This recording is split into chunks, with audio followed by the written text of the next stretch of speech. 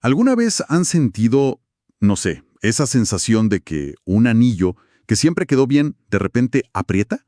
Uf, sí. O la marca que dejan los calcetines al final del día. Exacto. Es algo súper común, casi una anécdota, pero hoy vamos a verlo de otra forma, no como una simple molestia, sino como la manifestación de un desequilibrio fascinante en el sistema de fluidos del cuerpo. Exactamente. Ese hinchazón, que en medicina llamamos edema, es mucho más que solo agua acumulada. Es una señal, es un mensaje. Y esa es nuestra misión en esta exploración. Con la ayuda de un capítulo del manual Principios de Medicina Interna de Harrison, vamos a intentar descifrar esa historia. Queremos entender el ballet de presiones, hormonas y órganos que decide a dónde va cada gota de agua. Para saber qué es el edema, por qué pasa y sobre todo qué nos está diciendo. Muy bien, empecemos por lo más básico, para tener el mapa completo. Nuestro cuerpo es, en gran parte, agua. Pero, ¿dónde está toda esa agua? Bueno, el texto lo divide muy claro. 2/3, la gran mayoría, están dentro de nuestras células. Es el líquido intracelular. Ok, dentro de las células. ¿Y el otro tercio? Ese es el líquido extracelular. Y aquí es donde ocurre todo el drama del edema. ¿Y está todo junto? No, tampoco. Una parte, como 1/4 de ese tercio, es el plasma de la sangre, lo que viaja por las venas y arterias. ¿Y el resto? El resto es el llamado líquido intersticial. Es, digamos, el mar en el que viven y se bañan nuestras células. Ah, qué buena imagen. Y el edema, en su forma más simple, es eso, una inundación en ese mar, un exceso de líquido intersticial. Me gusta usar una analogía para que se entienda mejor. A ver, imaginemos que el sistema circulatorio, los capilares sobre todo, son un sistema de riego en un jardín. Un jardín que serían los tejidos del cuerpo. Sí, me gusta. El edema, entonces, sería cuando el jardín se encharca, ¿no? Es una analogía excelente, perfecta, porque nos deja hablar de las 2 fuerzas clave que mantienen el equilibrio. ¿Cuáles son? Por un lado está la presión hidrostática. Piensa en la presión del agua dentro de la manguera, de riego. Ok, la que empuja el agua hacia afuera. Exacto, la que tiende a regar el jardín. Entiendo. Pero entonces, ¿qué evita que todo el líquido se salga? Tiene que haber una fuerza contraria que lo mantenga adentro. Justo ahí está el equilibrio. Esa es la presión oncótica. Funciona como una fuerza de succión, como un imán. Sí, generada por las proteínas en la sangre, sobre todo una llamada albúmina. Son como esponjas moleculares que retienen el agua dentro de los vasos. Una fuerza empuja, la otra atrae. Un sistema de tira y afloja. Pero, supongo que no es perfecto. Siempre se escapará algo de líquido. Siempre. Y para eso tenemos un plan C, el sistema linfático. El drenaje del jardín. Exacto. Es el sistema de drenaje. Recoge ese poquito de líquido que se escapa y lo devuelve a la circulación. Es el guardián silencioso que evita que el jardín se encharque todos los días. Parece un sistema perfecto con sus presiones, esponjas, drenajes. Pero entonces, y aquí es donde se pone de verdad interesante, ¿cómo es posible que el cuerpo se inunde? El texto plantea una paradoja que no tiene lógica a primera vista. Este es el punto más importante. Uno pensaría que si el cuerpo está hinchado, lleno de líquido, los sensores dirían, basta, cierra el grifo. Claro. Pero en la mayoría de los casos de edema generalizado pasa justo lo contrario. El cuerpo está inundado, pero actúa como si se estuviera muriendo de sed. Espera. ¿Cómo es eso? ¿Estar ahogándose en líquido y al mismo tiempo sentir que te falta? La respuesta es un concepto que lo cambia todo. El volumen arterial eficaz. ¿Volumen arterial eficaz? Sí, es clave entender esto. Los sensores del cuerpo, sobre todo en los riñones, no miden el volumen total de líquido. No saben si los tobillos están hinchados. ¿Entonces qué miden? Miden qué tan llenas están las arterias y con qué presión fluye la sangre por ellas. Miden la perfusión de los órganos. A ver si lo entiendo. No es que el sensor de agua del cuerpo esté roto. No. Es que está midiendo la variable equivocada. Mide la presión en la tubería, no el encharcamiento en el jardín. Has dado en el clavo. Volviendo a la analogía, el jardín está inundado, hay charcos por todos lados, pero por alguna razón la presión en la manguera es bajísima. Porque la bomba de agua está fallando, por ejemplo. Exacto. Y el jardinero automático, que es el riñón, solo tiene un sensor en la manguera. Y ese sensor grita, peligro, baja presión, no llega agua. Y me imagino que la reacción de ese jardinero es abrir el grifo al máximo. Justo eso. Los riñones detectan ese bajo volumen arterial eficaz y tiran de la palanca de emergencia.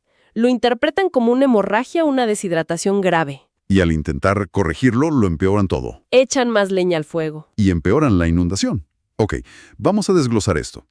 Los riñones tiran de la alarma. ¿Qué es lo primero que pasa? La primera ficha de dominó que cae. Se desencadena una cascada de respuestas neurohumorales, o sea, una reacción en cadena entre el sistema nervioso y las hormonas, ¿Con qué objetivo? con un único objetivo: retener sal y agua a toda costa, para intentar rellenar esas arterias que se sienten vacías. ¿Y quién es el protagonista de todo esto? El protagonista absoluto es el sistema renina-angiotensina-aldosterona, el SRAA. Es el mecanismo de supervivencia más potente del cuerpo. SRAA. Ok. Ante la baja presión, los riñones liberan una enzima, la renina. ¿Y qué hace la renina? La renina inicia una reacción que termina produciendo una molécula potentísima, la angiotensina 2. Angiotensina 2. El nombre ya suena que tensiona algo, ¿no? Angio de vaso, tensiona de tensión. Precisamente. Es un vasoconstrictor brutal. Lo primero que hace es apretar todas las arterias para subir la presión de golpe. Como apretar la manguera para que el chorro salga con más fuerza. Justo. Pero su trabajo no termina ahí. ¿Aún hay más? Oh, sí. La angiotensina 2 viaja a las glándulas suprarrenales y les da una orden directa: liberen aldosterona. ¿Y la aldosterona qué hace? La aldosterona va a los riñones y les dice: prohibido que se escape ni un grano de sodio, reabsorban todo. Y como el agua sigue al sodio, Claro. Al retener sal, retienes agua. Es que es un doble golpe increíble. un doble golpe brutal. Y hay un tercer actor. El cerebro también siente la baja presión y libera la arginina vasopresina. La hormona antidiurética. Exacto, su nombre lo dice todo. Va a los riñones y les ordena reabsorber agua pura, directamente. Es el golpe de gracia. Es que es una ironía terrible. El mecanismo que nos salvaría de una hemorragia es el mismo que ahora nos está ahogando en nuestro propio líquido. Es exactamente eso. Se crea un círculo vicioso devastador.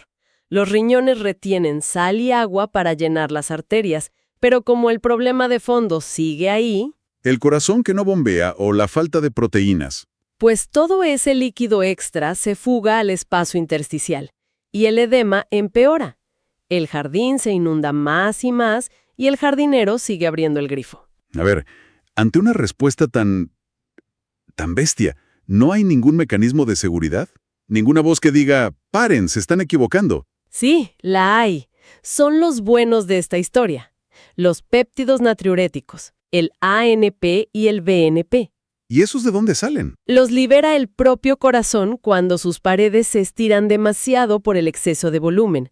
Son la señal de estamos demasiado llenos. ¿Y su misión es? Justo la contraria a todo lo anterior.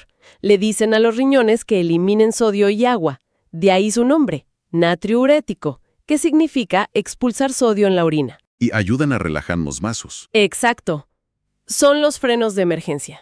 Entonces, si existen, ¿por qué pierden la batalla? Parece que la alarma de retener es mucho más fuerte que la de liberar. Es una observación excelente. Y es que en estados de edema grave, el corazón libera cantidades enormes de estos péptidos. Pero su efecto es simplemente insuficiente para contrarrestar la activación masiva del SRAA. Se ven superados. Totalmente. Los mecanismos de retención son evolutivamente más potentes. Están diseñados para evitar la muerte por deshidratación. Además, parece que con el tiempo los riñones se vuelven sordos a la señal de los péptidos. La alarma de retener suena tan fuerte que ahoga cualquier otra voz. De acuerdo. Entendido el mecanismo. Volvamos a la práctica. Si esto es una historia de detectives, ya tenemos la víctima, el tejido hinchado, y el arma, la retención de sal y agua. Ahora toca identificar a los sospechosos. El texto nos habla de tres principales: corazón, riñones e hígado. ¿Cómo nos orientan las pistas? Absolutamente. El patrón del edema es la pista clave. Empecemos por el primer sospechoso, La insuficiencia cardíaca. Aquí el problema es la bomba. La bomba, exacto. El corazón no bombea con fuerza. La sangre se estanca y se acumula. Hacia atrás, en las venas. Lo que aumenta la presión hidrostática y hace que el líquido se escape. Justo. Y la pista clave aquí es la gravedad. El edema aparece en las partes más bajas del cuerpo, piernas, tobillos, y empeora a lo largo del día. Es el clásico edema de la tarde. ¿Y si la persona está en cama? La pista aparece en la espalda baja, en la región sacra. Clarísimo. Sospechoso número 1 identificado. El segundo. El segundo es la enfermedad renal, en concreto el síndrome nefrótico. Aquí el problema es otro. No es la bomba, es que se escapan las esponjas. ¿Cómo? Los riñones están dañados y dejan escapar por la orina muchísimas proteínas, sobre todo albúmina. Sin albúmina en la sangre, la presión oncótica se desploma. Y sin esa fuerza que retiene el líquido adentro, se escapa por todas partes. ¿Cuál es la pista aquí? La pista es muy diferente. El edema es más difuso, pero es muy notable en la cara, alrededor de los ojos. Se llama edema periorbitario. Ah, Y al contrario que el del corazón, este edema es peor por la mañana, al despertar. fascinante. Misma hinchazón, pero un patrón totalmente opuesto. La bomba, la esponja y el tercer gran sospechoso. El tercero es la cirrosis hepática. El hígado enfermo tiene un doble modus operandi. Por un lado, un hígado cirrótico duro obstruye el flujo de sangre. Y sube la presión. Sube la presión masivamente en esa zona. Y por otro, un hígado que no funciona bien no fabrica suficiente albúmina. Así que también perdemos la esponja. Y su pista delatora. La clave en la cirrosis es que el edema suele empezar como ascitis. Es líquido en el abdomen. La persona nota que le crece la barriga. Solo después suele aparecer el edema en las piernas. El texto también menciona algo que me parece súper importante. El edema por fármacos. La lista es enorme e incluye cosas como el ibuprofeno o ciertos medicamentos para la presión. Es un punto crucial. Siempre hay que considerarlo. A veces, el culpable no es un órgano, sino un efecto secundario de un tratamiento. Cierto. Y no podemos olvidar el edema nutricional, por una deficiencia severa de proteínas. De nuevo, el mecanismo es la falta de albúmina. Bien. Para recapitular, el edema no es una enfermedad, es un signo. Un signo que nos hace sospechar del corazón, los riñones o el hígado. Exacto. Y las pistas clave para distinguir son la distribución, cara contra piernas, y el momento del día, mañana contra tarde. Eso es. Y el hilo conductor de casi todos es esa caída del volumen arterial eficaz. Esa es la señal de partida. Y en la práctica, para confirmar que hay edema, buscamos el signo clásico, ¿Cuál? el edema con fobia. Presionas con el dedo en la zona hinchada y si se queda una hendidura, un hoyito, confirmamos que hay un exceso de líquido. Es increíble.